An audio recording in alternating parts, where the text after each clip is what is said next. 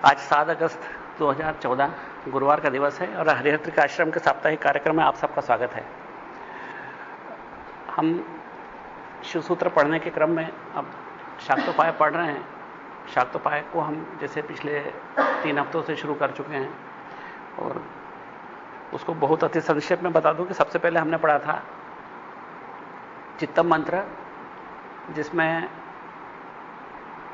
हमें समझ में आ गया था कि यहां पर जो चित्त की बात हो रही है, जो इंटरनल अपैरेटस की बात हो रही है, चित्त मन बुद्धि अहंकार, वो हमारा वो चित्त है जो आणवोपाय के बाद उच्चतर स्तर को प्राप्त होने के बाद शाक्तोपाय की अर्हता प्राप्त करके आया है। आणवोपाय वो है जिसके सबसे नीचे है मंदिर, पूजा, कथा, उपवास, व्रत, त्यौहार, अनुष्ठान, यज्ञ। उसके बाद में अपने स्वयं के शरीर पर ध्यान केंद्रित करने की बातें, जैसे प्राणायाम, ध्यान धारणा। उसके बाद में इंटरनल आंतरिक प्राणायाम, जिसको हम आणवोपाय जब आएगा जब पढ़ेंगे उसको। इन सबको करने के बाद एक चित्त का वो स्तर आ जाता है जब वो सांसारिक इच्छाओं से शिथिलता से जुड़ा होता है, हमारा दृढ़ता से जुड़ा हुआ है। जब सांसारिकता शिथिल हो जाती है उस चित्त के साथ में, तो वो चित्त अब तैयार है शाक्तोपाय के लिए। तो जो चित्त शाक्तोपाय के लिए तैयार है, वो चित्त अपनी चेतना का अनुसंधान कर सकता है। इस मान्यता के साथ अब हम शाक्तोपाय का अध्ययन शुरू करते हैं। यानी ये चित्त उन प्रयोगों को करके आया है। जितना मंदिर जाना था जा लिए, जितने व्रत करना था कर लिए, जितने उपवास करना था कर लिए, जितने अनुष्ठान करना था, यज्ञ करना था कर लिए, और संसार को सिद्ध करने के लिए जितने प्रयोग करना था, वैदिक कर्म सब कर लिए हमने। और उन सब करने के बाद में अब हमारी खोज, यानी हमने जितने प्राणायाम, ध्यान धारणा थी वो भी कर ली, आंतरिक प्राणायाम भी कर लिया। अब हम अपनी चित्त को खोज पाए हैं कि मैं हूं, ये शरीर में नहीं हूं, मन बुद्धि अहंकार में नहीं हूं। अब हमको उन मंदिर जाने का, उपवास करने का, तीर्थ जाने का, शुद्ध नदियों में नहाने का जो फल है वो इस रूप में मिला है कि अब हमको अपने चित्त को पहचान मिल गई। अब हम समझ गए हैं कि इस चित्त के अंदर, इस चित्त को भी ऊर्जा देने वाली एक शक्ति है जो प्राण है, और उस प्राण को भी ऊर्जा देने वाली शक्ति है जो मेरी अपनी चेतना है, जिसको मैं के रूप में जानता हूं। तो इस चेतना को जब हम पकड़ते हैं, इस चेतना को पहचानते हैं, तो इसी का नाम है शाक्तोपाय। तीनों उपाय का मूल भेद यह है कि हम बाहरी संसार का आसरा जब लेते हैं, मंदिर का लें, मस्जिद का लें, गुरुद्वारे का लें, चर्च का लें, चाहे उपवास तीर्थ का लें, चाहे शुद्ध नदियों में नहाने का लें, तो जब हम बाहरी सहारा लेते हैं तो यह स्थिति हमारी आणवोपाय की होती है। आणवोपाय का बेहतर स्तर तब होता है जब हम उस बाहरी सहारे को छोड़ के हम अपने शरीर का सहारा लेते हैं। हालांकि फिर भी यह बाहरी सहारा है क्योंकि चेतना के बाहर स्थित है, ये शरीर का सहारा। इस शरीर के अंदर हम पर आंतरिक प्राणायाम करते हैं, जो आप आगे पढ़ेंगे अपन आणवोपाय जब आएगा तो। और इस सब के बाद हम पहचान जाते हैं कि हमारी चेतना है, और उस चेतना को जब हम पहचानते हैं तो वो जो चित्त उस चेतना को पहचानते हैं, वो चित्त ही मंत्र है। मंत्र वो नहीं है जो हम कहते हैं शिवोहम, अहम ब्रह्मास्मि, श्री कृष्ण शरणम मम, क्योंकि इनको आप किसी को भी देख लो, 25 साल तक रटने के बाद भी कुछ लाभ महसूस नहीं होता। न कोई जीवन में लाभ आता है, न कोई व्यवहार में लाभ आता है, न कोई आध्यात्मिकता का लाभ मिलता है। वास्तव में अगर आध्यात्मिकता का लाभ लेना है तो यह मंत्र प्रसाद या प्रणव के रूप में आपको महसूस होना चाहिए। यह मंत्र प्रसाद या प्रणव के रूप में तब महसूस होंगे जब इसको जपने वाला चित्त सांसारिकता से विमुख है। जैसे गुरुदेव से एक प्रश्न पूछा था अभी एक बहन ने कुछ दिनों पहले, करीब मुश्किल से 15 दिन पहले, कि हमारा मन संसार में रमा हुआ है और आप कहते हो कि चित्त को शुद्ध करो, हम कैसे करें? हमारा मन तो ऐसा संसार में रमा हुआ है कि बच्चे का पेट भी दुखता है तो उससे ज्यादा हमारा दुखने लग जाता है। बच्चे को एक आंसू आता है तो हमको 10 आ जाते हैं। 1 रुपया घूमता है तो हम 1000 रुपए की हमारी सेहत बिगाड़ लेते हैं। यानी कुल मिला के हम संसार में बुरी तरह से डूबे हैं। आप हमको रास्ता बताओ कि हम इस चित्त को आप कैसे शुद्ध करें, ताकि जिसमें चेतना प्रकाशित, जिसे आप कहते हो, क्योंकि हमने तो कोई अनुभव किया नहीं कि चेतना प्रकाशित हो सकती। तो गुरुदेव ने कितना अच्छा सटीक जवाब दिया कि संसार से मोह को त्यागने की कोशिश मत करो। कीचड़ में जितने पांव मारोगे तो मोह उतना धसोगे। संसार से मोह त्यागने की कोशिश करना मूर्खता है। संसार से मोह त्याग ही नहीं सकते। तुम जितना कोशिश करोगे, संसार का चिंतन करोगे, तुम उतने मोह गिर जाओगे। तो गुरुदेव का बड़ा सिंपल कथन था कि अपने लक्ष्य से मोह करो।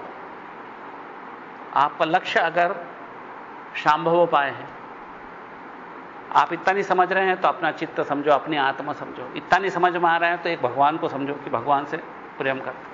एक साधारण बिल्कुल अनपढ़ भी होगा तो वो इतना तो समझता है कि भाई भगवान इस संसार से और ऊपर अलग है। तो ईश्वर से प्रेम करो, आत्मा से प्रेम करो, या अगर तुम समझदार हो तो अपने परम सत्य से प्रेम करो, और उस प्रेम में इतनी प्रगाढ़ता लाओ कि बाकी ये सब सूखे छिलकों की तरह अपने आप गिर जाएंगे। जो आपका सांसारिक मोह है अपने आप शिथिल होता चला जाएगा। और जब ये शिथिल हो जाता है तो वही चित्त यह है जिसमें हम बात कर रहे हैं, चित्तम मंत्र की। अब यहां पर जब वो मंत्र जपता है कुछ भी, तो वो मंत्र प्रासाद या प्रणव के रूप में महसूस होता है। प्रासाद के रूप में वो अपनी, प्रासाद मंत्र का नाम है सौ, स में औ की मात्रा और विसर्ग। अभी हम 12 खड़ी पढ़ेंगे,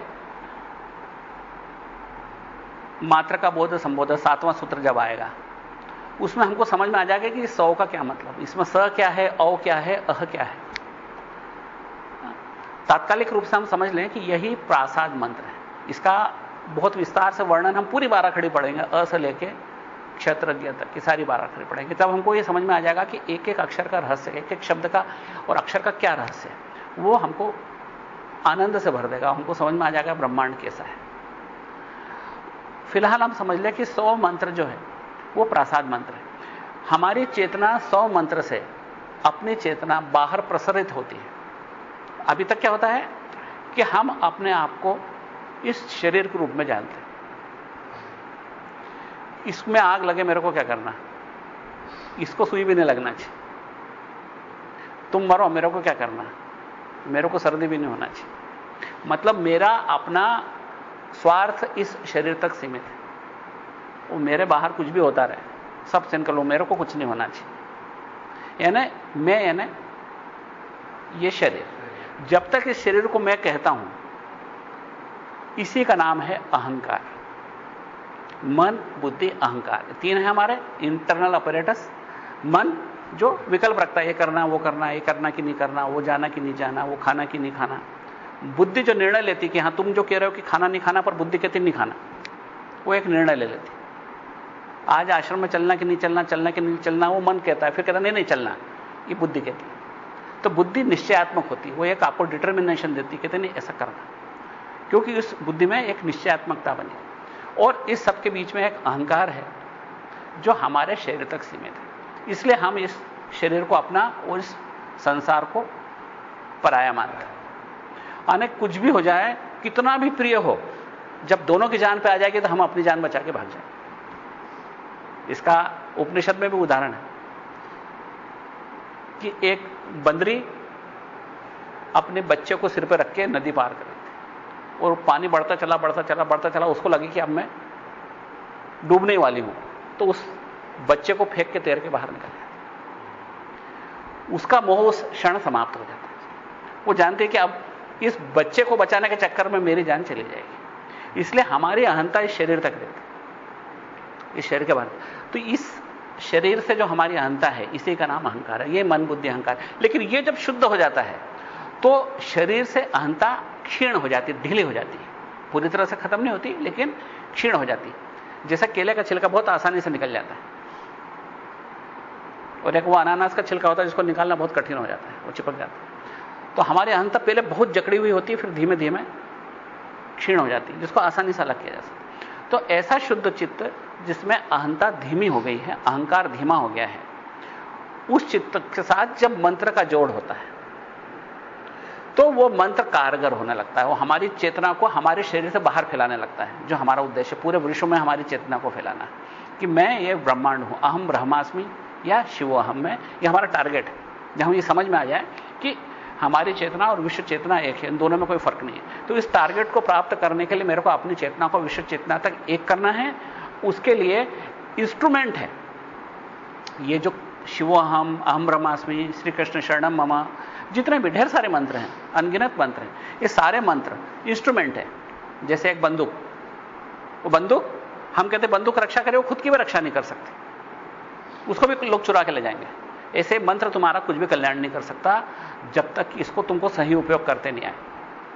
अगर शुद्ध चित्त से इस मंत्र को जपते हुए प्रसाद के रूप में आप अपनी चेतना को बाहर प्रसरित करोगे तो ये मंत्र सार्थक है। यही इस सूत्र का मतलब है, चित्तम मंत्र है। शुद्ध चित्त के साथ में जो शुद्ध होके आया है, गंगा जी में नहा के आया है, सभी उपवास, व्रत, त्योहार, अनुष्ठान, यज्ञ सब करके आया है, अब इस चित्त के साथ में जब इस मंत्र को जपोगे और अपनी शुद्ध चेतना को प्रसरित होने दोगे तो ही वो मंत्र कारगर होता। अन्यथा गुरु का दिया हुआ मंत्र भी कारगर तब तक नहीं होता है जब तक कि हम इसको अपने शुद्ध चित्त के साथ इसका जाप नहीं करते। दूसरा सूत्र हमने पढ़ा था प्रयत्न साधक, यानी प्रयत्न ही साधक को उच्चता की तरफ ले जाता है। यह पहला मतलब था। दो मतलब थे इसके। पहला मतलब था कि प्रयत्न साधक को उच्चता की ओर ले जाता है। दूसरा मतलब यह था कि प्रयत्न, यानी कोई सा भी प्रयत्न, चाहे मैं जैसे बोल रहा हूं, जैसे मैं बोल रहा हूं, अब ये बोलना प्रयत्न से हो रहा है, जो मैंने प्रयत्न किया उससे मेरे मुंह से कुछ आवाज निकल रही, इसको वेखरी वाणी बोलते हैं। अब हम इसको साधेंगे, प्रयत्न को साधेंगे। साधने का मतलब होता है इसका अनुसंधान करेंगे, इसको खोजेंगे, ये पता लगाएंगे कि आवाज कैसे आ रही है मुंह में से। अब हम इसका अनुसंधान करें तो मालूम पड़ता है कि जैसे मैंने बोला प, तो मेरे होठों के अंदर प्रेशर डेवलप हुआ और एकाएक मेरे होठ खुले और एक औष्ठव्य नाम का एक शब्द बाहर निकला, एक अक्षर जिसको हम प बोलते हैं, वो बाहर निकला। लेकिन ऐसा होने के पीछे कुछ विशेष मांसपेशियों ने कारगर अपनी कुशलता दिखाई।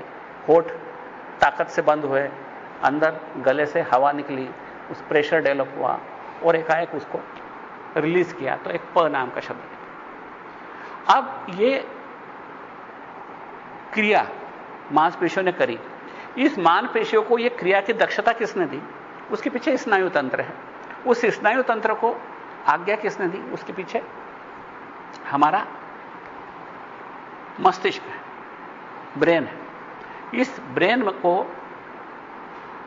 या बुद्धि के अधिष्ठान को प्रेरणा दी मन ने कि प बोलो, और बुद्धि ने निर्णय लिया कि हां बोल के बताता हूं, उसने बोला प।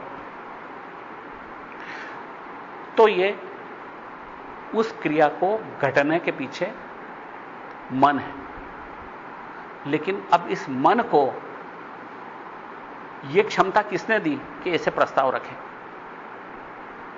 उसको पीछे प्राण है जिसने मन को चंचल बना के रखा है। कोई भी चीज जो चंचल होती है मुर्दा नहीं हो सकती, उसमें प्राण है, उसमें चंचलता है, चपलता है, प्रस्ताव रखने की स्वातंत्र्य है। यह ध्यान रखना कि हम शिव के छोटे संस्करण हैं। हम में पूर्ण स्वातंत्र भले नहीं हो, फिर भी इतना स्वातंत्र तो है कि चलो बैठें, चलो खड़े हो जाएं, चलो ये बोलें, हम चुप रह जाएं। तो जो निर्णय लेने की क्षमता है, यह हमारा स्वातंत्र्य है। जिस स्वातंत्र की हम बात करते हो पूर्ण स्वातंत्र है, उसको कोई विरोध नहीं कर सकता, क्योंकि वहां पर उसके पास पूर्ण क्षमता है, पूर्ण शक्ति, ब्रह्मांड की शक्ति उसके पास सीमित है। लेकिन हमारे पास सीमित क्षमता होते हुए भी एक स्वातंत्र है, ताकि हम, आपने मेरे को गाली दी, मैं पलट के गाली दे सकता हूं, लड़ाई कर सकता हूं, शांति से हंस सकता हूं या उठ के चल दे सकता हूं, मेरी मर्जी, क्योंकि मेरे पास स्वातंत्र है। तो स्वातंत्र छोटे सीमा में लेकिन है। यही कारण है कि चेतना के स्वातंत्र को विज्ञान में बड़ी देर से समझ में, ये बात विज्ञान को समझने में बहुत देर लगी कि चेतना का स्वातंत्र क्या है। सब ये मान के चलते थे कि ये सब प्री डिसाइडेड है कि इसके बाद ये होगा, ये यहां पर जाएगा, इस फोर्स से लगेगा तो ऐसा होगा। लेकिन इस स्वातंत्र को कोई आसानी से नहीं समझ पाया था। तो जब हम मंत्र का जाप शुद्ध चित्त से करते हैं तो हमारी चेतना का विस्तार होता है। लेकिन एक और तरीका है जिसको बोलते हैं प्रणव तरीके से। प्रणव में वो बाहर जाता है, भीतर आता है, बाहर जाता है, भीतर आता है, बाहर जाता है तो उच्चता को प्राप्त होता है, और जब वो टकरा के वापस आता है तो हमारा भीतरी संसार उच्चता को प्राप्त होता है। हमारे भीतर उतना ही बड़ा संसार है जितना बाहर। अगर बाहर रामलाल है तो हमारे अंदर भी रामलाल है, बाहर आकाश है तो हमारे भीतर भी आकाश है, बाहर चंद्र सूर्य तारे नक्षत्र हैं तो अंदर भी वो सब है। और वो सब कहां छिपे हैं? वो इस कुंडलिनी में छिपा है। हमारा भीतरी संसार इसमें छिपा है।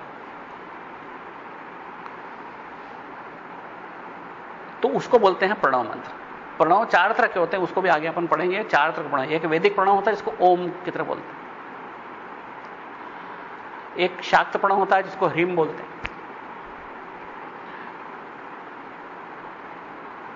और 2 और प्रणव होते हैं, वो अपन समय के साथ बताएंगे। इस वक्त हमारे स्मरण में नहीं आ रहा है कि ह्रीम होता है, क्लीम होता है, एक ओम होता है, एक और होता है। 4 प्रणव होते हैं, है ना। जैसे शिव प्रणव अलग होते हैं, शाक्त प्रणव अलग होते हैं, और वैदिक प्रणव अलग होते हैं। प्रणव का मतलब होता है एक सर्वोच्च शब्द जो अपने आप में समस्त सत्य को छिपाया है। तो हम जब प्रयत्न को साधते हैं तो हम पीछे अनुसंधान करते करते करते अपनी चेतना पे पहुंच जाते हैं। उस प्राण को जब पहचान लेते हैं कि उस प्राण ने मन को चंचल बनाया, तो उस प्राण को फिर सोचते हैं कि प्राण को अधिकार किसने दिया कि किसी भी चीज को जीवित कर दे। ये प्राण क्या है? क्या इसके पास कोई शक्ति है? इसके पास प्राणना है, यानी जीवन देने की शक्ति है। प्राणना होती है जीवन, जीवनी शक्ति। वो जीवन देने की शक्ति, ये जिसमें प्रविष्ट हो जाए उसको जीवन दे देती। ये शक्ति उसको चैतन्य से मिली है। निश्चेत प्राण नहीं हो सकता, जीवनी देने वाला चैतन्य ही हो सकता है। चैतन्य की परिभाषा हमने शुरू में पढ़ी थी चैतन्य महात्मा में, जो औरों को चेतन करे वो चैतन्य है। जैसे वो जिस चीज को एग्जिस्टेंस, माने मूल एग्जिस्टेंस वो है जिसको एग्जिस्ट करे। जैसे टेबल को एग्जिस्टेंस है, इसका अस्तित्व है, तो इसका अस्तित्व के पीछे जिसको मूल अस्तित्व बोलते हैं वो अस्तित्व शिव है या चैतन्य है, जिसने इसको अस्तित्व में लाके दिया है। हर चीज का अस्तित्व है। आपका अस्तित्व है तो उसके पीछे एक चैतन्य है जिसने आपके अस्तित्व को प्रकाशित किया है। तो ऐसे हम अनुसंधान करते करते अपने अस्तित्व के केंद्र में पहुंचे। यह हमारा प्रयत्न साधक। हमने 2 चीज पढ़ी अभी, चित्तम मंत्र, प्रयत्न साधक। तीसरा सूत्र है विद्या शरीर सत्ता मंत्र रहस्यम। यह सूत्र यह बताता है कि शाक्तोपाय में हम क्या कर रहे हैं? अपनी चेतना को पहचाना और इसको ऊपर उठा के विश्व चेतना या सार्वभौम ईश्वर चेतना से एक करना। अपनी चेतना को पहचानना और उसको विश्व चेतना से एक करना। अपनी चेतना को पहचानने का प्रयोग अपने पिछली बार भी पढ़ा था कि ये शरीर में नहीं हूं, ये मन में नहीं हूं, ये बुद्धि में नहीं हूं, ये अहंकार में नहीं हूं, फिर मैं क्या हूं? क्या मैं प्राण हूं? क्या मैं मन हूं? क्या मैं बुद्धि हूं? उन सारे प्रश्नों के छलनी के बाद में एक ही बात आती कि मेरे अंदर एक चेतना है, मैं चेतन हूं और एक स्वातंत्र है मुझ में। मैं चैतन्य हूं और मुझ में एक स्वातंत्र है। वही मेरी शिव स्वरूपता है, वही मेरी आत्मा है, वही मेरा वास्तविक परिचय है। और जो हम उस वास्तविक परिचय को पहचान जाते हैं तो उसके बाद ही हम शाक्त उपाय के लिए योग्य हो जाते हैं। तो इस चेतना को पहचानने के लिए ही मंदिर है, इसी चेतना को पहचानने के लिए है पवित्र नदियों का स्नान है, तीर्थाटन है, सब कुछ इसी के लिए है। क्योंकि हम जब तक इस ब्रह्मांड, सबसे पहले अपने शरीर के बिलोंगिंग्स का, अपने धन दौलत का, अपने रिश्तेदारों का, अपने प्रियजनों का मोह, फिर उसके बाद अपने खुद के शरीर का मोह, फिर अपने मन का, बुद्धि का अहंकार, इन सबको गलाते गलाते गलाते ये सारा आणोपाय समाप्त होता है।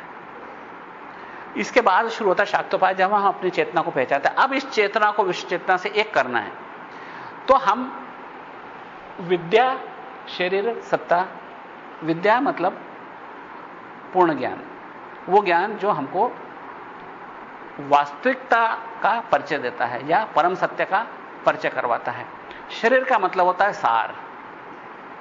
उसका क्या शरीर है, उसका सार क्या है? तो विद्या का सार क्या है? सत्ता, अस्तित्व। यानी सत्य का सार है अस्तित्व। एग्जिस्टेंस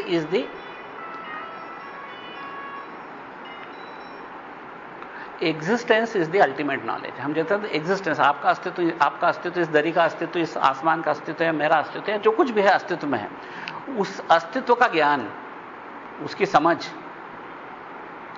ही मंत्र रहस्य है। यानी जो मंत्र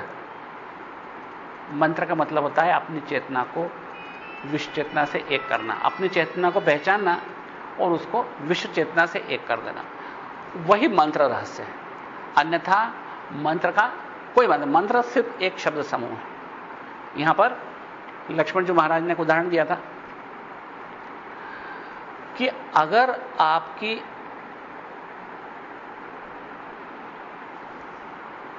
गुरु में श्रद्धा है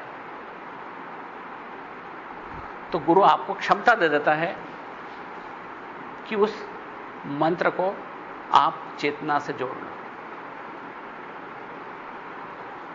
और उससे अपनी आत्मा का विकास कर लो। लेकिन अगर ऐसा नहीं है तो मंत्र से उसका शरीर छिन जाता है, उसका सार छिन जाता है। उसके बाद मंत्र कैसे रह जाते हैं? जैसे बिना रस का नींबू या बिना जल का बादल, जिसका कोई उपयोग नहीं है, जिसमें सार खत्म हो गया। अगर शक्कर और उसमें मिठास नहीं होता तो बोले क्या मतलब, फिर क्या काहे के लिए डालो, उपयोगी क्या है उसका? बिना मिठास की शक्कर हो जाती। इसलिए मंत्र रहस्य है कि जब हम अपनी चेतना के साथ जोड़ के मंत्र को परम सत्य के दर्शन कर सकें। अब इस परम सत्य के दर्शन कैसे करना? उसके लिए हमको अपनी आंतरिक संसार में झांकना पड़ेगा। इस आंतरिक संसार में झांकने के पहले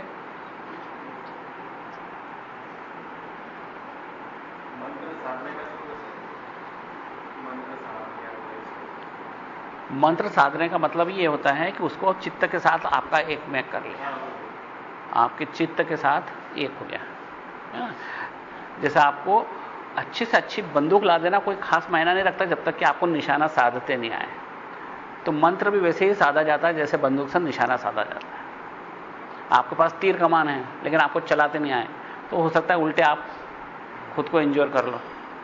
ऐसे ही मंत्र भी हैं, ये साधन है, ये आपके साध्य नहीं है, ये साधन है। इसके द्वारा आप अपनी कुछ इच्छित चीज को प्राप्त कर सकते हैं। आपकी यहां पर इच्छित चीज सर्वोच्च चेतना है, अपना वास्तविक स्वरूप है, अपने रियल नेचर है।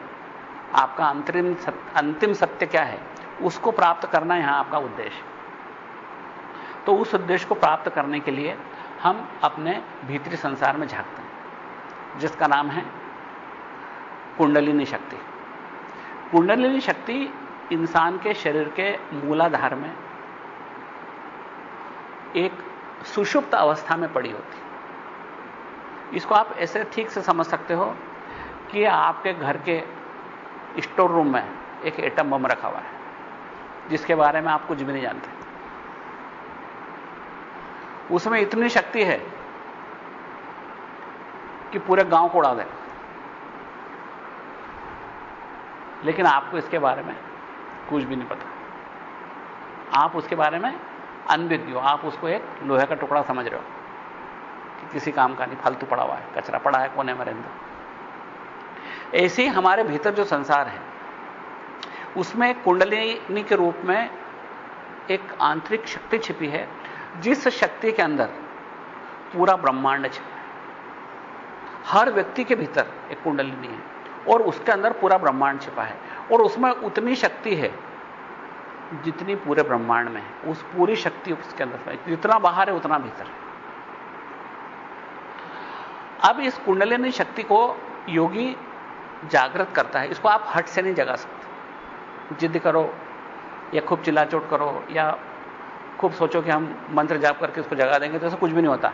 करके देख लिया अपने खूब कई बार, मंदिर गए, ये करा वो करा, पर अपने कुछ असर नहीं हुआ। कि ऐसा करो कि मेरे को कोई एक विशिष्ट अनुभव हुआ हो या मेरे को कोई पराचेतना का अनुभव हुआ हो या विश्चेतना का अनुभव हुआ हो, ऐसा कुछ हुआ नहीं। तो कुंडलिनी जागरण, कुंडलिनी कितनी तरह की है और फिर किस तरह जागती है, ये अपन दो बातें समझते हैं।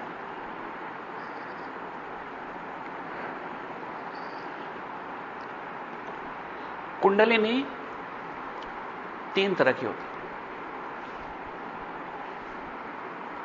पहले का नाम है पराकुंडलिनी,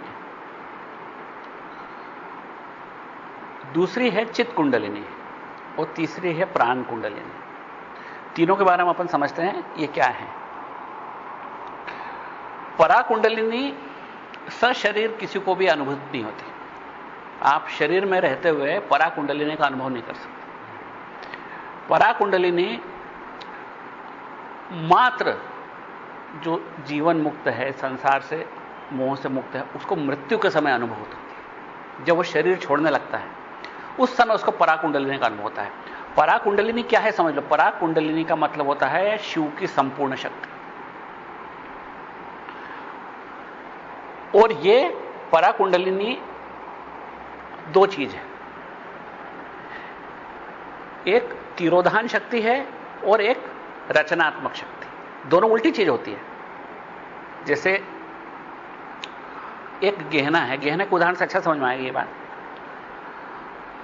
अग्नि में तपा के ही हम गहने को गला सकते हैं, वापस सोने में ला सकते हैं, और अग्नि में गर्म करके गला के वापस उसको नया गहना भी बना सकते हैं। तो अग्नि इसमें एक कारक है जिसके द्वारा हम सोने को गला के नए गहने में ढाल सकते हैं। यह भी कुछ पराकुंडलिनी ऐसी है कि पराकुंडलिनी शिव ने जब ब्रह्मांड को बनाया तो अपने आप को ब्रह्मांड के रूप में ढाल दिया और खुद समाप्त हो गया। शिव को ढूंढो आप, कहीं भी ऐसा नहीं दिखाई देगा कि शिव है, लेकिन हर तरफ जो कुछ दिखाई दे रहा है, आपकी शिव दृष्टि को सब कुछ शिव दिखाई देगा, अन्यथा आपको शिव कहीं भी दिखाई नहीं देगा। तो पूरे ब्रह्मांड के लिए यह रचनात्मक शक्ति है। पराकुंडलिनी पूरे ब्रह्मांड के लिए रचनात्मक शक्ति है।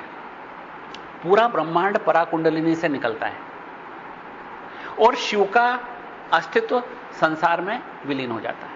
वो अपने आप को उस जगह पे कहीं भी दिखाई नहीं देता। इस शिव को बोलते हैं अनुत्तर शिव, जो ब्रह्मांड के रूप में अपने आप को पूरी तरह कन्वर्ट कर दिया उसने, पूरी तरह से ब्रह्मांड के रूप में। और अब जो बच्चा, मतलब जो शिव है, वो ब्रह्मांड के रूप में ही है और उसका नाम है अनुत्तर शिव। यह शक्ति बोलेंगे कि क्रिएटिव पावर है, लेकिन साथ ही डिस्ट्रक्टिव पावर। उसने शिव के स्वरूप की डिस्ट्रक्शन कर दी है ना, शिव के स्वरूप का नाश कर दिया और ब्रह्मांड के स्वरूप का प्राकट्य कर दिया, या ब्रह्मांड के स्वरूप को प्रकट कर दिया और शिव के स्वरूप को नष्ट कर दिया। ठीक है। अब जब महाप्रलय होता है तो सारा ब्रह्मांड सोख लिया जाता है इस पराकुंडलिनी में, और उस समय शिव के वास्तविक स्वरूप का पुनर्गठन हो जाता है, फिर से बन जाता है। शिव अपने वास्तविक स्वरूप में आ जाता है और ब्रह्मांड का नाश हो जाता है। तो जब ब्रह्मांड का नाश होता है, शिव का प्राकट्य होता है। शिव का नाश होता है तो ब्रह्मांड का प्राकट्य हो जाता है। तो शिव के स्वरूप और ब्रह्मांड के स्वरूप में इस प्रकार से तुलना चलती रहती है। जैसे एक सिंपल ऑसिलेटरी मूवमेंट, जैसे घंटा चलता है, पुराने जमाने में घंटी आती थी, है ना, वो बाईं तरफ गया, फिर दाईं तरफ गया, फिर बाईं तरफ गया, फिर दाईं तरफ गया। इसी तरीके से ब्रह्मांड शिव, ब्रह्मांड शिव। तो जब वो पूर्ण अपने मूल स्वरूप में आ जाता है और सारा ब्रह्मांड उसमें एब्जॉर्ब हो जाता है, सोख लिया जाता है। जैसे कि आप एक रुई के ऊपर एक बूंद डालो शहद की तो एकदम सोख ली जाती है। इस तरीके से जब वो पूरी तरह से सोख लिया जाता है ब्रह्मांड, पूरा ब्रह्मांड उसमें सोख लिया जाता है उस कुंडलिनी में, तो उसको बोलते हैं माहेश्वर शिव। उस समय शिव और कुंडलिनी में कोई फर्क नहीं है, उसकी शक्ति ही कुंडलिनी है। तो उस कुंडलिनी में जब पूरा ब्रह्मांड सोख लिया जाता है तो उसको बोलते हैं महेश्वर शिव।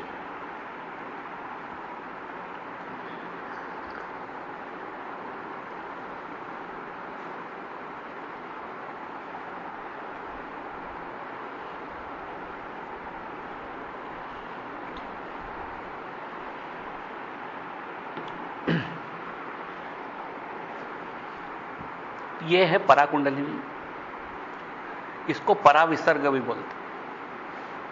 विसर्ग हमने को मालूम है, हालांकि इसको अपन फिर जब अपन वही पढ़ेंगे मात्रा का बहुत संबंध समझेंगे। अ आ ई यू पढ़ते हैं तो आखिरी में स्वर आता है अ है शिव, ह है शक्ति, इसमें दो बिंदु होते हैं। जो नीचे बिंदु है वो शक्ति है, जो ऊपरी बिंदु है वो शिव है। एक बिंदु डिस्ट्रक्शन है, एक बिंदु कंस्ट्रक्शन है। एक क्रिएशन है, एक डिस्ट्रक्शन है। एक नष्ट होने वाला बिंदु है, जब नीचे का बिंदु नष्ट होता तो ऊपर का क्रिएट होता, ऊपर का नष्ट होता नीचे क्रिएट होता। दोनों बिंदु, एक ब्रह्मांड है, एक शिव है। जो दो बिंदु बने है ना, इसलिए एक दृष्टि से बोले तो ब्रह्मांड बन गया, पर ब्रह्मांड क्या बन गया? वो तो शिव ने ही अपने आप को ब्रह्मांड के रूप में खड़ा कर दिया। तो उस समय उसका जो वास्तविक स्वरूप नष्ट हो गया, इसलिए उसको शिव के लिए तिरोधान है और ब्रह्मांड के लिए प्राकट्य है। लेकिन जब वो एब्जॉर्ब हो जाता है तो शिव के लिए प्राकट्य है और ब्रह्मांड के लिए तिरोधान है। यानी ये एक प्रकार से इस प्रकार का खेल चलता रहता है कि ब्रह्मांड और शिव, वो इस पराकुंडलिनी से ये खेल चालू होता है और इसी में चलता रहता है। इसी से ब्रह्मांड प्रकट होता है, उसी में ब्रह्मांड समा जाता है, उसी में ब्रह्मांड प्रकट होता है, उसी में ब्रह्मांड समा जाता है। जिस वक्त ऐसा योगी अपना शरीर छोड़ता है तो उसको अपने शिव स्वरूप के दर्शन होते हैं। शिव अपने आप को कैसा महसूस करता है वो उसको महसूस होता है। उसको जितने इस ब्रह्मांड के बाहर और भी ब्रह्मांड हैं, ऐसे बताते 118 भुवन है, 118 क्रिएशंस जो योगियों को ध्यान में आए हैं कि इस प्रकार के, और अलग अलग योगियों ने एक ही संख्या बताई कि 118 योग ब्रह्मांड है। जो आप निरपेक्ष रूप से जिसने कुछ भी नहीं सुन रखा, लेकिन जब योग में ध्यान में जाता है तो उसको 118 ब्रह्मांड मालूम पड़ता है कि 118 ब्रह्मांड। तो वो सारे 118 ब्रह्मांड उसको दिखाई देने लगते हैं मृत्यु से, अपना शरीर छोड़ते समय। और ये विशालता का अनुभव कि ये सब कुछ सारा क्रिएशन मेरा अपना है, ये मैं ही हुई, मेरे सब अंग हैं, ये पराकुंडलिनी का अनुभव है। और ये होता है सिर्फ शरीर छोड़, शरीर के साथ ये अनुभव संभव नहीं है। दूसरा है चित्त कुंडलिनी, तीसरा है प्राण कुंडलिनी। अब इन दो में से किसी एक तरह से आपकी कुंडलिनी का जागरण हो सकता है, लेकिन किस तरह से होगा? चित्त कुंडली का जागरण होगा या पराकुंडलिनी का जागरण होगा, ये चित्त कुंडली का होगा या प्राण कुंडलिनी का होगा, वो इस बात पर निर्भर करेगा कि आपके संसार के प्रति मोह अब खत्म हो चुका है या नहीं। अगर आपका संसार के प्रति मोह शांत हो गया तो चित्त कुंडलिनी का जागरण होगा। आपका अभी भी संसार के प्रति मोह बाकी है, कुछ भोगने की इच्छा अभी भी बाकी है, कुछ सुख भोग अभी भी इच्छा में है कि नहीं यार ये चीज तो अभी चखी नहीं अपन ने, ये खाने की इच्छा है। तो उस परिस्थिति में प्राण कुंडलिनी का जागरण होगा। तो आप कुंडलिनी जागरण का जब हम प्रयास करेंगे तो अब इन दो की बातें करेंगे। जो पराकुंडलिनी जो पढ़ी, माने पराकुंडलिनी तो वो शिव की शक्ति है जो ब्रह्मांड को बनाती है, शिव को छिपा देती है, और जब वो शिव के स्वरूप को बनाती है तो पूरे ब्रह्मांड को अपने में समेट लेती है। और इस प्रकार से एक ऑसिलेटरी मूवमेंट चलता रहता है। इसी का नाम है वो नृत्य जो प्रसिद्ध है शिव का, नटराज का नृत्य। नटराज के नृत्य की यही परिभाषा है कि वो जब आंख खोलते हैं तो सब कुछ अपने में समा देते हैं, सब कुछ नष्ट कर देते हैं। तांडव नृत्य करते हैं तो वो सब कुछ नष्ट कर देते हैं, और जब वो प्रसन्न होते हैं तो फिर ये पूरा ब्रह्मांड बना देते हैं। और इसी नृत्य को हम एक नटराज के रूप में, कई मूर्तियां देखी हमने नटराज की, इसीलिए उसको नटराज बोलते हैं कि वो इस तरीके से नृत्य करता है, संसार को कभी प्रकट करता है, कभी छिपा लेता है, कभी प्रकट करता है, कभी छिपा लेता है। तो यह है पराकुंडलिनी या पराविसर्ग। दूसरा है हमारा चित्त कुंडलिनी। ये उन योगियों के अनुभव में आती है जो संसार के सुख भोग से विरक्त है। उनको लगता है कि संसार में जो सुख है उससे कहीं महत्तर सुख के लिए मैं प्रयास कर रहा हूं, उसके बड़े सुख के लिए मैं प्रयास कर रहा हूं। इस छोटे से सुख में अब कोई सार नहीं है, न मेरा मोह रह गया। ये सब चीजें कब संभव है? जब वास्तव में आपने सचमुच में मंदिर गए हो, सचमुच में गंगा जी का स्नान किया हो, सचमुच में अपने उपवास व्रत किए हो, तभी यह संभव है। क्योंकि वो जो हम करते हैं उसको स्टीरियोटाइप मशीनवत कर लेते हैं कि आज 11 से बस खाना नहीं खाना, एक टाइम शाम को खूब ठूस के खाएंगे, बस वो 11 से कर लिए। तो उससे आपके आणवों पाए का फायदा आपको कुछ मिलता है। उसके साथ अगर आप अपनी चेतना को पहचानो, उस चेतना को पहचानने की कोशिश करो, ऐसा कोशिश करो कि समझने की कि ब्रह्मांड का सत्य क्या है, मेरे को जानना है, वो तड़प पैदा हो अंदर ईश्वर के प्रति, जो अभी बात गुरुजी ने बताई थी कि उसके लिए जब तड़प पैदा होगी तो बाकी उस तड़प से सब कुछ धीरे धीरे छूट जाएगा। बच्चे के प्रति मोह, संसार के प्रति, इज्जत के प्रति मोह, या हमारे धन दौलत के प्रति मोह, वो क्षीण हो जाएगा। इतना क्षीण हो जाएगा कि एक हथौड़ी मारते वो सब अलग हो जाएगा, एक चोट लगेगी शक्ति की, वो सब कुछ अलग हो जाएगा। तो वो हमारा वास्तविक आणवोपाय का प्रयोग। यहां पर आकर अब हमको कुंडलिनी जागृत करने का प्रयास करते हैं। जब हम शुद्ध चित्त से मन में इस प्रसन्नता और जबरदस्त इच्छा से कि मुझे अब अपने स्वरूप का ज्ञान होना जरूरी है, मुझे अपने स्वरूप का ज्ञान चाहिए, मैं क्या हूं मैं जानना चाहता हूं, शिव स्वरूपता क्या है, शिव दृष्टि क्या है, ये मेरे अब देखना जरूरी है। उस समय हम ये कुंडलिनी को उठाने की कोशिश करते हैं, इसको जगाने की कोशिश करते हैं। इसको जगाने के लिए हमको अपनी चेतना को उपयोग में लाना जरूरी है। कुंडलिनी शक्ति है, चेतना शिव है। चेतना प्रेमी है, कुंडलिनी प्रेमिका है। दोनों एक दूसरे के पूरक हैं, दोनों के बीच में प्रबल संबंध है, शिव और पार्वती है। आपने अपनी चेतना के स्फुल्लिंग को अपनी मूलाधार, जो आपकी बैठने की जगह है, जो गुदद्वार के और मूत्रद्वार के बीच वाला स्थान है, उस जगह पर आप अपने ध्यान को केंद्रित करते हैं और प्रबल केंद्रित करते हैं। इतनी प्रबलता से केंद्रित करते हैं कि उस क्षण उसके सिवा कुछ भी नहीं रह जाता, आपका सारा ध्यान वहां चलता है। आप अगर ऐसा करेंगे तो क्षण भर को लगेगा आपकी सांस रुक गई, सांस लेने का ध्यान बिल्कुल भी नहीं रहेगा। अपने इस प्रयोग को आप निश्चित करके देखिए। जब आप करेंगे तो क्षण भर के लिए आपके रोंगटे खड़े हो जाएंगे, क्षण भर के लिए आपको पूरे शरीर में कमकमाहट महसूस होने लगेगी। ऐसा लगने लगा कि कोई एक प्रकाश की एक स्पंद की किरण अंदर से निकल के आपके पूरे शरीर को व्याप गई, पूरे शरीर में व्याप्ति हो गई उसकी। ये इसको शिव ही उठा सकते हैं, कुंडलिनी को, और कोई नहीं उठा सकता। आप बाकी कुछ भी करा करो, यह चेतना ही शिव है, चैतन्यता या कॉन्शियसनेस ही शिव है।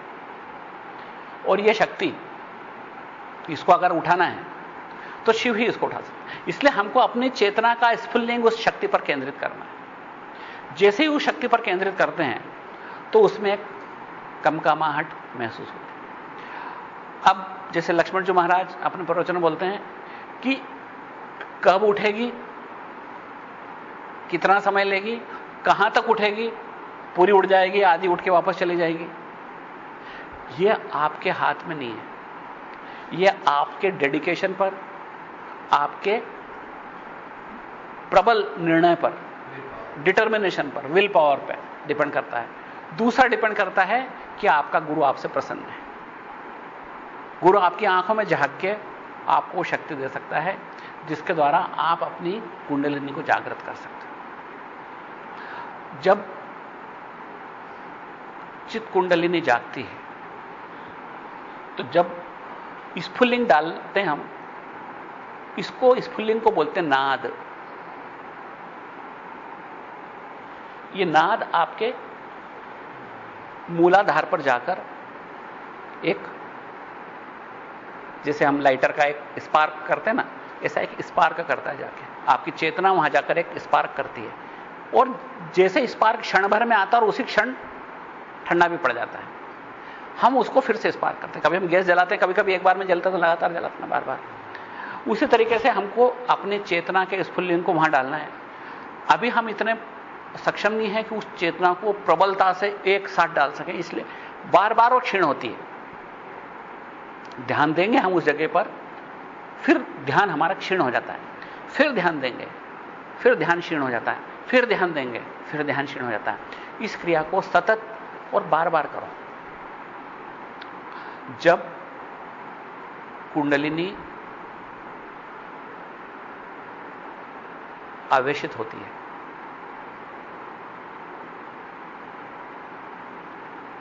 तो क्या होता है? उस समय योगी की श्वास शांत हो जाती है, कोगुलेट हो जाती है, थम जाती है,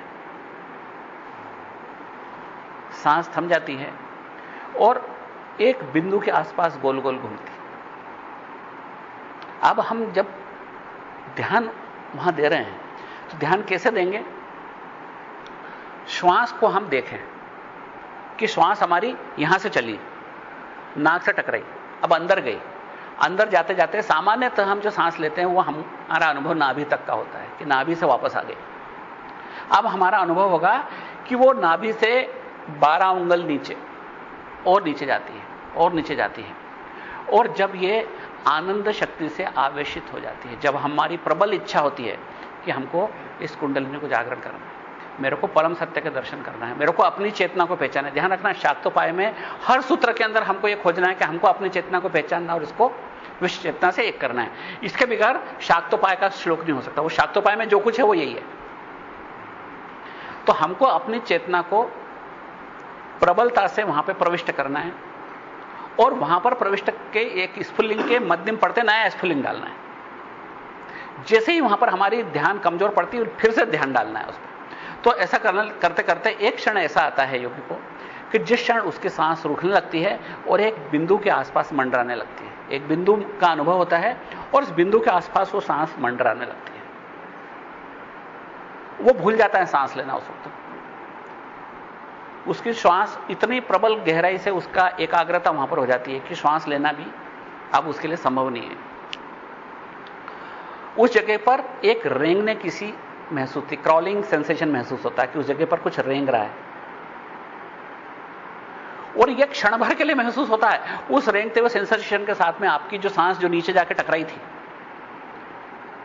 और वहीं पर गोल गोल घूम रही थी, वो सांस एकाएक प्रबलता से आपके वापस ऊपर चढ़ती है और उस जगह के ऊपर आपके नाभि केंद्र पर टकराती है।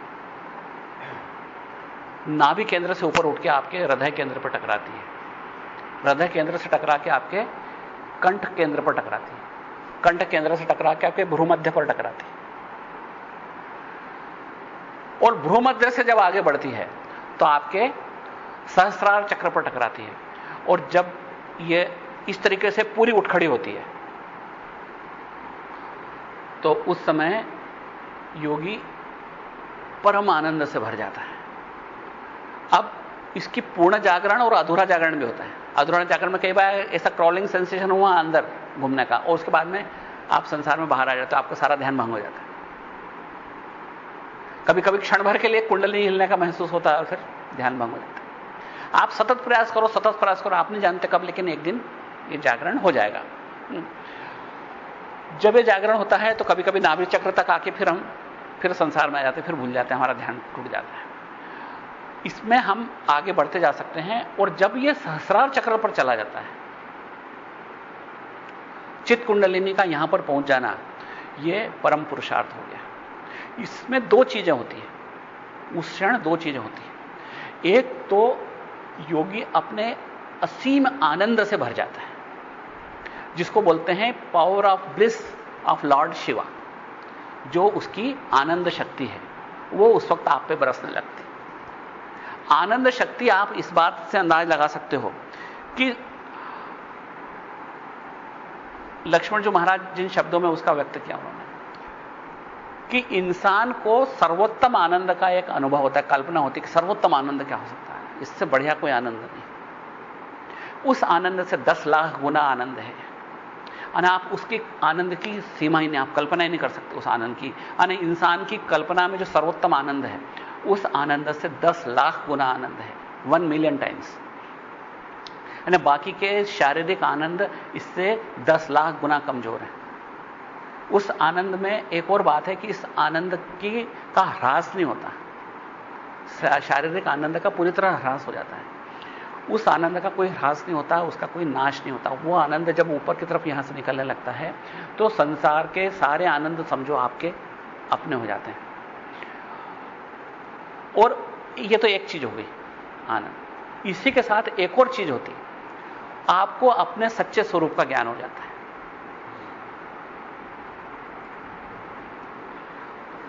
अब इसमें कैसे होता है कि जैसे ही कुंडलिनी भ्रू मध्य तक आती है तो एकाएक योगी सांस क्षण भर के लिए बाहर निकालता है, वापस नहीं लेता, क्षण भर के लिए सांस बाहर निकालता है, क्षण भर को उसकी आंखें खुलती है, वो पूरा ब्रह्मांड उसको आनंद से भरा हुआ दिखाई देता है।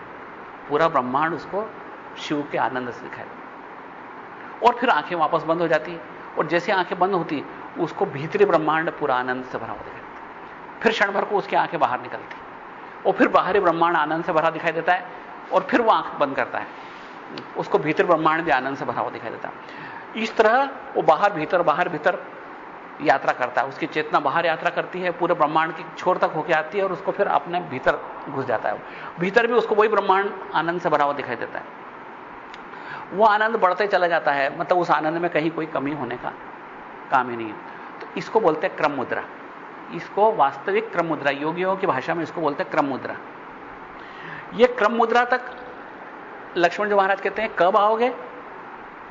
या आपके कई जन्मों के संस्कार, वर्तमान जन्म की इच्छा, प्रबलता से आपकी तड़प, और आपके गुरु की प्रसन्नता, और आपकी अवेयरनेस, खासतौर से सबसे ज्यादा इसमें कोई चीज है तो आपकी अवेयरनेस, आपकी कितनी गहरी उसके प्रति लगाव है ना। तो बोले आप अगर नियमित करेंगे तो एक दिन में भी हो सकती है ये कुंडलिनी जागरण, या पूरा जन्म लग सकता है, या कई जन्म भी लग सकते हैं। ये निर्भर करता है कि आपकी कितनी कमिटमेंट है उसके प्रति, कितनी प्रबलता से प्रतिबद्धता है उस कुंडलिनी को जागरण करने की। ये उस योगी के लिए हो रहा है जिस योगी को कोई सांसारिक कामना नहीं, उसको बस एक ही कामना है कि मेरे को परम सत्य के दर्शन हो जाए। तो उसको परम सत्य के ऐसे दर्शन होते हैं, पूरे ब्रह्मांड के अंदर आनंद फैला हुआ दिखता है, और अपने अंदर भी आनंद फैला होता है, और खुद के सच्चे स्वरूप के दर्शन हो जाते हैं। अगर इसमें अधूरा जागरण होता है तो कभी कभी सिर्फ मूलाधार पर हलचल होती है, कभी नाभि तक हलचल होती है, कभी हृदय चक्र तक हलचल होती है, और उसके बाद में वो हलचल शांत हो जाती है, आदमी बाहर आ जाती है। फिर उसको फिर से प्रयास करना पड़ता है। ऐसा प्रयास करते करते किसी दिन उसका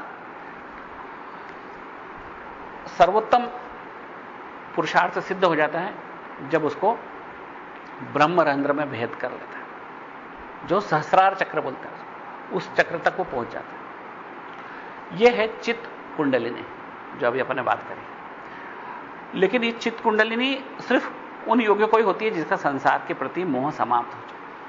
अब आप कहोगे हमारा मोह समाप्त नहीं हो, फिर भी हमको तो कुंडलिनी का अनुभव लेना है, तो आपके लिए है फिर प्राण कुंडलिनी। प्राण कुंडलिनी उन योगियों को होती है जो संसार से अभी जुड़े हुए हैं, संसार का मोह उनका भी समाप्त नहीं हुआ, लेकिन फिर भी वो अपने स्वरूप का ज्ञान लेना चाहते हैं और अपनी इस शक्ति को जगाना चाहते हैं। जागेगी प्राण कुंडलिनी के रूप में या चित्त कुंडलिनी के रूप में, आपके हाथ में बिल्कुल भी नहीं है। आपकी प्रवृत्तियों के अनुकूल ही उसका जागरण होगा। अब ये कैसा है, प्राण कुंडलिनी के रूप में कैसे जागती है? जब आवेशित, आनंद शक्ति से आवेशित श्वास जब मूलाधार में टकराती है, आप बार बार वैसी वही क्रिया वही है, आप स्फुल्लिंग डालो उसको चेतना का बार बार, और जैसी आवेशित होती कुंडलिनी, क्रॉलिंग सेंसेशन होता है जिसको बोलते हैं, रेंगने जैसी अनुभव होगी उस जगह पर जहां पर आप ध्यान डाल रहे हो। एक ऐसा अनुभव होगा कि कुछ रेंग रहा है ना? यहां तक तो दोनों में एक कोई फर्क नहीं है। इसके बाद में वो तेजी से पलट के ऊपर चढ़ती है,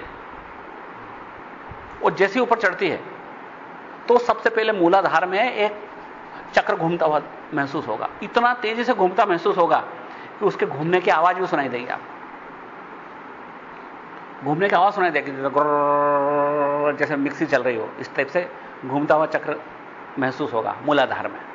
फिर क्या होगा कि उसके साथ में ऐसा लगने लगेगा कि एक शक्ति का बहाव ऊपर की तरफ हो रहा है और वो नाभि चक्र से टकराएगा। अब नाभि चक्र भी क्लॉकवाइज डायरेक्शन में घूमने लग जाएगा, दक्षिणावर्त दिशा में घूमने लग जाएगा, सीधी दिशा में। अब आपको दो चक्र घूमते हुए महसूस होंगे, एक मूलाधार में और एक नाभि में। अब दोनों चक्र एक साथ महसूस घूम रहे हैं। अब उसके बाद में शक्ति फिर ऊपर चढ़ती है और आपके दोनों छातियों के बीच में हृदय क्षेत्र में पहुंचती। यहां पर फिर एक चक्र घूमना महसूस होगा, वो भी क्लॉकवाइज डायरेक्शन में घूम रहा है और बहुत तेजी से घूर्णन कर रहा है, और ये भी घूमता महसूस होगा। अब उस समय आपको लगेगा 3 चक्र घूम रहा है, एक मूलाधार में, एक नाभि चक्र घूम रहा है और एक मेरा हृदय चक्र घूम रहा है। जब ये चक्र भी घूमने लगता है तेजी से, तो कुंडलिनी फिर आगे बढ़ती है और एक इस जगह आती है, जिसको हम लोग मेडिकल में जुगलर नॉच बोलते हैं, या इसको हम ये बोलते हैं कंठकूप ना। ये जगह है, ये हड्डी के ठीक ऊपर कंठकूप। इस जगह के ऊपर एक चक्र होता है जिसको हम कंठ चक्र बोलते हैं। इसके कुछ वैदिक नाम अलग हैं, जो पातंजल योग सूत्र में दिए हुए हैं, वो नाम कुछ अलग हैं, लेकिन यहां पर हम उनको कंठ चक्र बोलते हैं। उस कंठ चक्र में घूर्णन होने लगता है तेजी से, वो भी क्लॉकवाइज डायरेक्शन में तेजी से घूमने लगता है। अब हमारे पास 4 चक्र घूम रहे हैं, मूलाधार, नाभि चक्र, हृदय चक्र और कंठ चक्र। ये चारों चक्र घूमने लगते हैं और इन चारों चक्रों को घूमने का अनुभव होता है, और उसकी एनर्जी से जैसे वाइब्रेशन हो रहा है ना, ऐसे वाइब्रेशन होता है, बहुत तेजी से घूम रहे हैं, जैसे मशीन चल रही है इस तरीके से, और उसकी आवाज भी सुनाई देती है आपको। उसके बाद में कंठ चक्र के बाद में भ्रूमध्य। भ्रूमध्य का मतलब दोनों बाहों के बीच में है ना, इसको वैदिक लैंग्वेज में आज्ञा चक्र बोलते हैं, यहां पर उसको भ्रूमध्य चक्र बोलते हैं। तो भ्रूमध्य चक्र, ये चक्र फिर ये भी चक्र ऐसे ऐसे घूमने लगता है तेजी से। तो अब आपके पास 5 चक्र घूम रहे हैं, मूलाधार पर घूम रहा है, नाभि पे घूम रहा है, हृदय पे घूम रहा है, कंठ पे घूम रहा है 4, और ये 5वां चक्र ये भी घूमने लग जाता है 5। यहां तक ये मूवमेंट वाली क्रिया समाप्त हो जाती है, ये प्राण कुंडलिनी जागरण के अंदर। और वो योगी असीम आनंद से भर जाता है। जब उसका यहां का चक्र घूमने लगता है तो उसको योगी असीम आनंद से भर जाता है और उसको अपने सत्य स्वरूप के, अपने आत्मा का अनुभव होने लग जाता है, और उसका आनंद ये जागरण के अनुकूल महसूस होता है। ये 6 तरीके से प्राण कुंडलिनी जागती है। प्राण कुंडलिनी जागने के 6 तरीके हैं।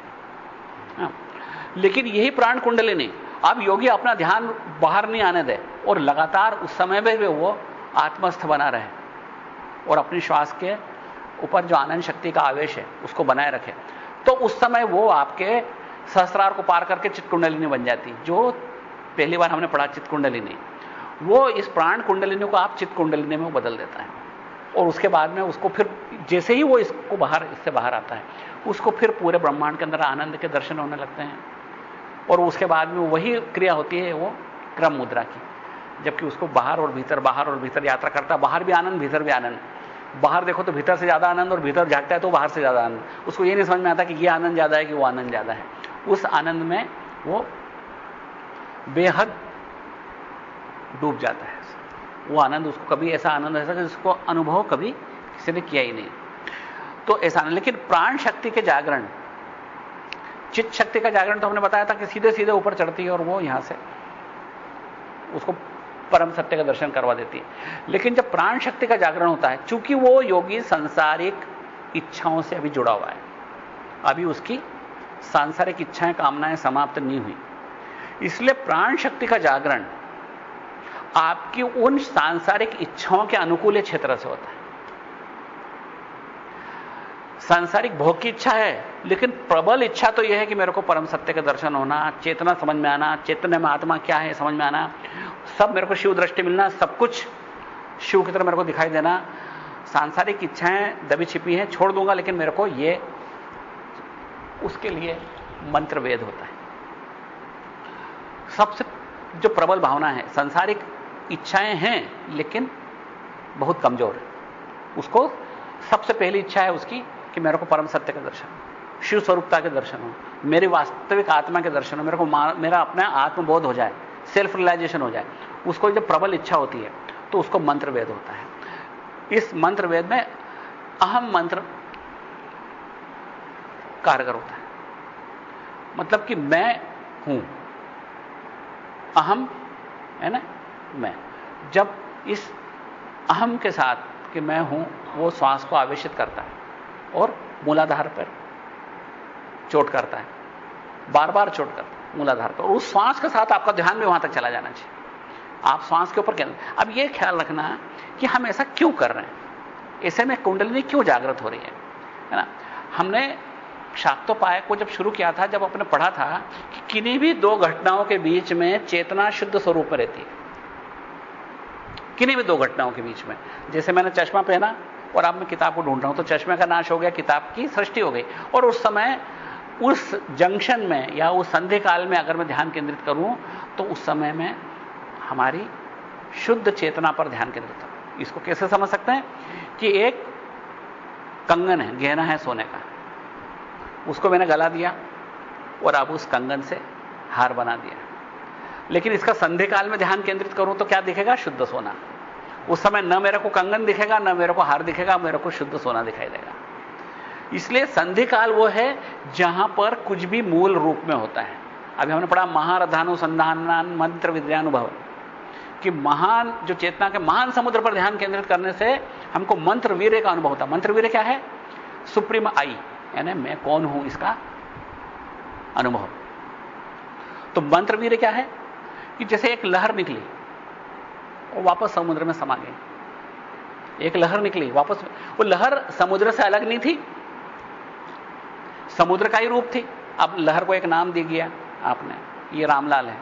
दूसरी लहर का नाम दे दिया कि भारत देश है। तीसरी लहर का नाम दे दिया कि मेरे विचार हैं। चौथी लहर का नाम दे दिया कि शिव दर्शन है। एक लहर का नाम दे दिया कि लाइट है, बिजली है।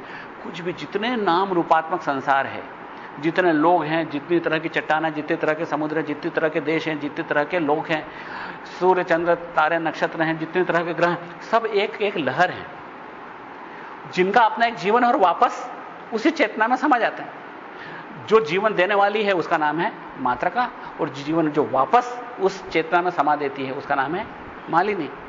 मात्रका उसको जीवन देती है, वो जीवन मानव की तरह 70, 80, 90 साल का हो सकता है, या एक मच्छर की तरह 2-4 दिन का हो सकता है, या एक चट्टान की तरह कुछ लाख बरस का हो सकता है, या इस पृथ्वी की तरह कुछ अरब बरस का हो सकता है। लेकिन यह जीवन है जो मात्रका ने दिया है, और मालिनी उसको फिर हर लेगी, वापस उसको किस स्वरूप में डाल देगी? वापस उस महान चेतना के समुद्र में डाल देगी। और फिर क्या बन जाएगा? वापस वही महान चेतना, जिस चेतना से वो बना है, वो चेतना में जैसे पराकुंडलिनी से जो कुछ बना उसी में समेट लिया जाता है। और हमारी हर घटना, हर विचार, हर व्यक्ति, हर कार्य एक के बाद एक सीक्वेंस में होते हैं। ये इसी तरह से एक लहर समाप्त होती है और उससे फिर दूसरी लहर बनती है, वो समाप्त होती है, तीसरी लहर बनती है। तो इन दो लहरों के बीच में जो पहला कार्य समाप्त हुआ, दूसरा जन्म लिया, दोनों के बीच में है क्या? वही चेतना का समुद्र। और हमको उसी पर ध्यान केंद्रित करना है, अपनी चेतना पर। तो हमको दो वस्तुओं, दो चीजों के बीच में ध्यान केंद्रित करना। इसलिए हमारी सांस अंदर ली, सांस बाहर छोड़ी, सांस अंदर ली, सांस बाहर छोड़ी, ये दो क्रियाएं हैं, विपरीत दिशा की क्रियाएं। एक क्रिया है आपके शरीर के भीतर जाती हुई, दूसरी क्रिया है शरीर के बाहर आती हुई। इन दोनों क्रियाओं का केंद्र क्या है? जब सांस अंदर पलटती है, सांस अंदर गई और अंदर से पलट के बाहर आई, वापस अंदर गई, अंदर से पलट के बाहर आई। हमारा ध्यान कहां करना है? हमको सांस के पलटने के बिंदु पर। अब सांस को हम कैसे पलटने देना है? यहां से नहीं पलटने देना, यहां से भी नहीं पलटने देना है, उसको मूलाधार तक ले जाके फिर वहां से पलटने देना है ना। तो उस जगह के ऊपर हमको चेतना का शुद्ध अनुभव हो सकता है। क्यों? कि उस समय हमारी भीतरी सांस, जिसको बोलते हैं प्रश्वास, तो प्रश्वास का नाश हो रहा है और निश्वास की सृष्टि हो रही है। इनहेलेशन का नाश हो रहा है, एक्सहेलेशन की शुरुआत हो रही है। तो इनहेलेशन और एक्सहेलेशन के बीच में क्या है? इनहेलेशन भी एक लहर है, एक्सहेलेशन भी एक लहर है। तो इनहेलेशन और एक्सहेलेशन के बीच में क्या है? शुद्ध चेतना। तो जब हम अंदर लेने वाली सांस और बाहर छोड़ने वाली सांस के बीच के बिंदु पर ध्यान केंद्रित करेंगे, उस समय शुद्ध चेतना हमारी, और हमको शुद्ध चेतना का स्फुल्लिंग इसमें डालना है। जैसे ही हमारी शुद्ध चेतना इसका स्पर्श करेगी, आनंद से भरी होती है शुद्ध चेतना हमेशा, तो जैसे ही आनंद से भरी हुई शुद्ध चेतना यहां पर स्पर्श करेगी, तो उस स्पर्श से हमारी कुंडलिनी जो महान शक्ति है, जो सर्वोच्च शक्ति है, वो आवेशित हो जाती है और उसके बाद में वो ऊपर उठने लगती है। तो जब हमारी प्रबलतम इच्छा आत्मकल्याण की, आत्मबोध की, सेल्फ रियलाइजेशन की है, तो मंत्र वेद होता है, जिसके अंदर अहम मंत्र होता है। इस अहम मंत्र के द्वारा हम श्वास को आनंद शक्ति से आवेशित कर मूलाधार तक ले जाते हैं, और जहां पर कि कुंडलिनी शक्ति से स्पर्श के साथ वो जाग जाती है और प्राण कुंडलिनी जागती है। दूसरी है नाद वेद। कोई ये सोचता है कि भाई मेरे को तो सेल्फ रियलाइजेशन हो चाहे नहीं हो, कम से कम मैं लोगों का कल्याण कर सकूं, कोई बीमार है तो उसको ठीक कर सकूं, कोई रोता है उसको हंसा सकूं, लोगों को परोपकार कर सकूं। तो ऐसी जिसकी इच्छा होती है, संसार से लगाव, ये भी एक प्रकार का संसार से लगाव ही है, तो ऐसे व्यक्ति के लिए नाद वेद होता है। इसके अंदर जैसे ही वो आवेशित श्वास उसकी स्पर्श करती है और जिस क्षण क्रॉलिंग सेंसेशन होता है उसको रेंगने का, उसके बाद में ये ऊपर की ओर चढ़ती है, तो उसको इस बात का क्षमता मिलने लगती है उसको कि वो औरों का कल्याण कर सके।